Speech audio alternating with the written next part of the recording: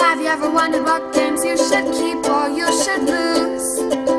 Find out here at Purge Reviews. Have you ever wondered what games you should sell or you should use?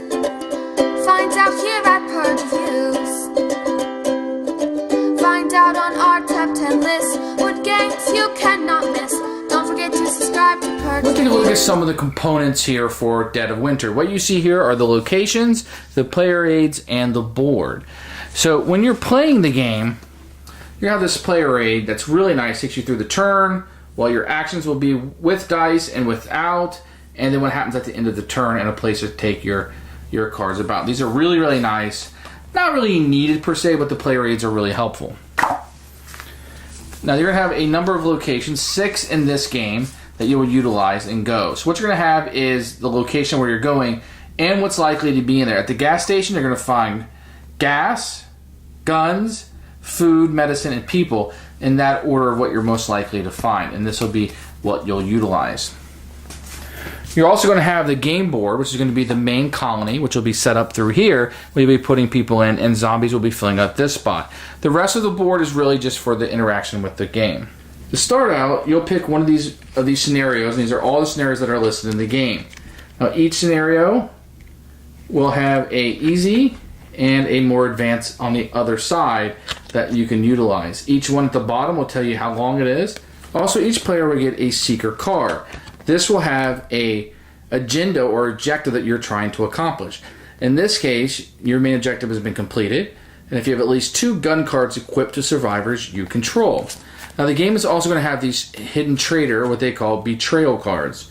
And morale is at 0, you have 1 survivor in your fall, you have at least 1 gun equipped, and blah blah blah. So when you get to the game, you want this card to win. So everybody at the board may win, and you may lose because you didn't get your objective. Or you may be the only one to win because you managed to get your objective, even though technically you won the game. Each round, you'll flip over a crisis, which you will try to accomplish. In this case, what you're trying to do is you're trying to have medicine equal the number of non-exiled players. What players will do is when they get cards, they'll be able to put these cards face down on their turn into this slot. And you're trying to get a number of those there. At the end of the round, you'll shuffle these up and you'll look at them and see how much medicine you got. Now we did this random, so we got 1, a food, and junk. Guess what, guys?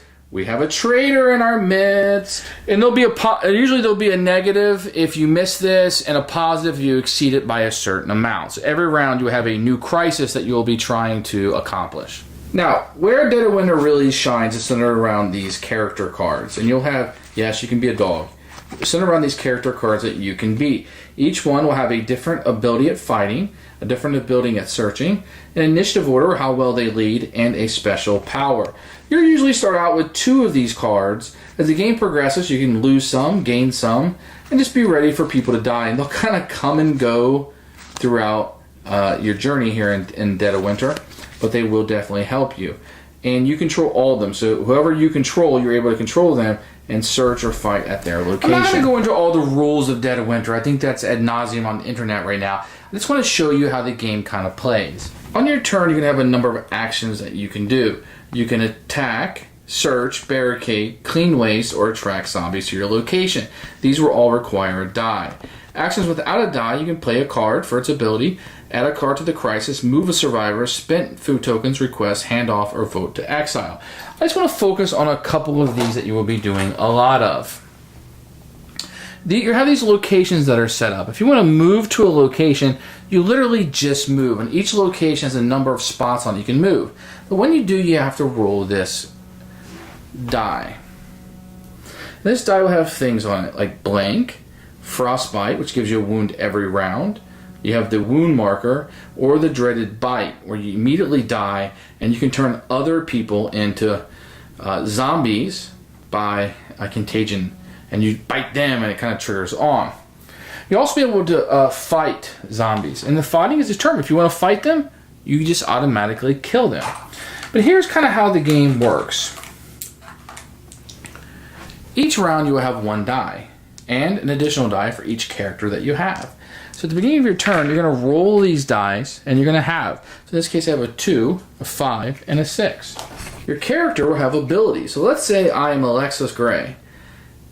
I can shoot somebody if I have a 5 or a 6. I can search with a 4, 5, or a 6.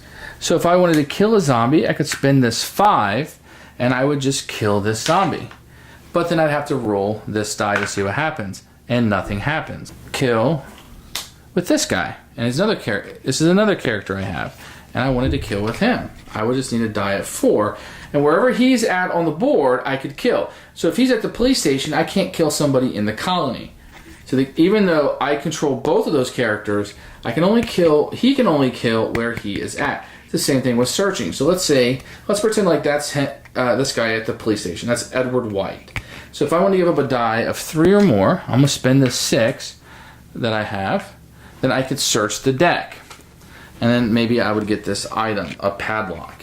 If I wanted to, it counts as a junk, waste pile. I can place 2 barricades at a location that a survivor you control is at. It's not required to use an action die. So if I want to use it for its power, which is kind of a cool feature, I put it here in the waste pile. This waste pile ever gets 10 at the end of the round, our morale goes down. Morale is important because if morale hits 0, you lose the game. So there's all kinds of little minor decisions you'll be making. The combat is determined. You just have to roll this die to see if anything bad happens to you. Oh, look at that. Rolled the bite. Now he would die. And if anybody else was there with me, it's a possibility that he could also infect them. Now, where the game is really going to shine and come to life is this crossroad deck. Now, I no longer use these cards. There's an app that completely replaces this, but for now I'll show you how this works. So, another player at the table, not you on your turn, will take this. And there's always a sentence at the beginning that is in italics. If a survivor the player controls is at the colony. Now, I don't know if I'm playing what this is, but if this is ever triggered, you pause the game and you would read this top part, giving me my options. Okay? And then I would choose one of the options and you would tell me what would happen. And you can tell there's a lot of these. Now, a lot of these end up being very specific. If the player controls Alexis and she is not exiled. So if Alexis is not even in the game yet, there's no way that will trigger. So these won't trigger every turn, but they'll trigger enough in the game where there's kind of some cool things going on. And the story kind of comes alive a lot with these. So these are really cool things that can happen. And this is really, this crossroad deck is what this crossroad system is what Dead of Winter is all about. So not only the utilization of the cool little characters you're having and how they come to life, but this deck of cards is so fascinating. The next thing I want to talk about is these Betrayal cards. This is what separates Dead of Winter from a lot of games and makes it very similar to, say, Battlestar Galactica. Now, I have a person in the game who is trying to make the rest of the team lose. Morale is at 0. You have at least 2 gun cards equipped to a survivor you control. If you have at least 3 medicine in your hand, starter items do not count. So I have to really go out and shop a lot and try to get stuff that I need. Then you would win the game.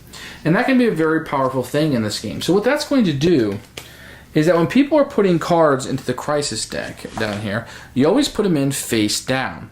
You never know what's going to be there, and you shuffle it up and then you release it, so you can't track who has what.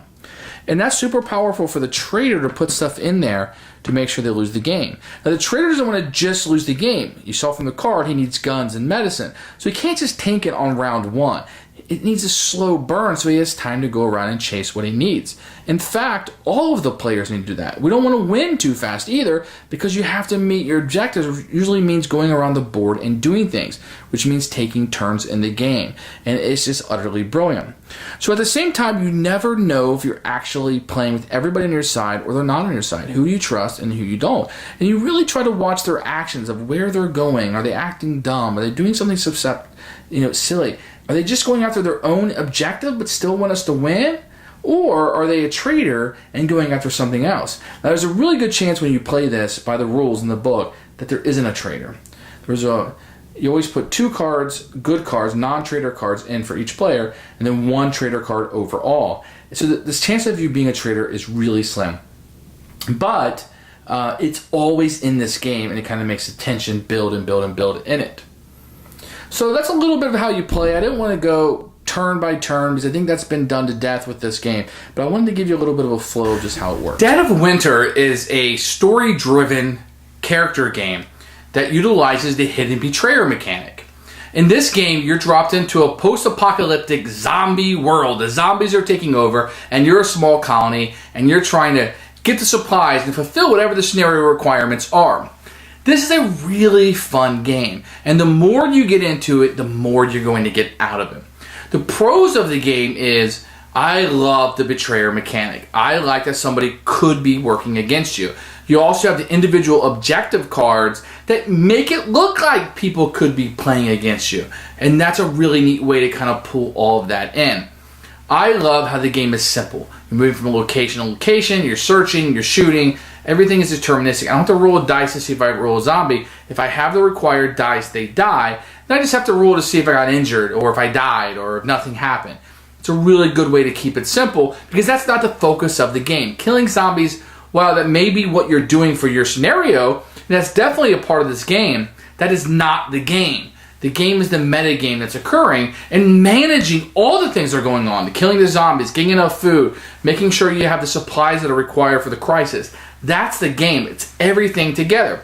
You really do feel like a close-knit family. All these characters you have, your characters will die. You will have new ones. These things will occur. It's not like I'm John Smith and I'm going to go through this whole game and blow everybody away like the Terminator or something. You have characters die, and you will be attached to them, and you'll be attached to their powers and what they bring to the table for you. Very, very cool. Some of the cons of the game is that it's not one of those games where you have to have the right crowd, but if somebody's really not into it, they can bring it down. I think the game shines a little bit more when you're kind of sure that there's a betrayer. If you know everybody's safe and everybody's working together, though you're never 100% sure of that, I think the game lags a little bit. I think some of the scenarios are more interesting than others, and if the cards come out in a certain way, the game can be easier or harder.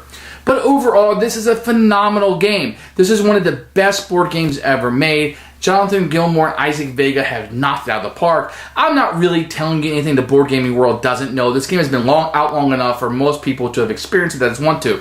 But if you're on the fence about this one, if you're not sure if this is for you, I'm telling you, this one's a pretty strong game.